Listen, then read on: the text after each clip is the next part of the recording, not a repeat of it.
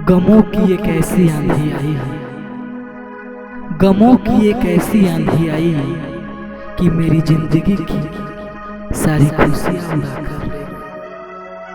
वक्त के परिंदों के आगे मैं मजबूर था, वक्त के परिंदों के आगे मैं मजबूर था और मेरी जिंदगी बर्बाद होकर रह गई।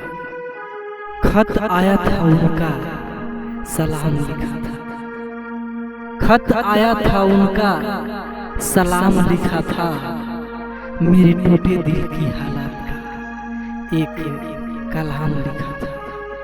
लोग कहते हैं जख्मों की जुबान नहीं होती, लोग कहते हैं जख्मों की जुबान नहीं होती।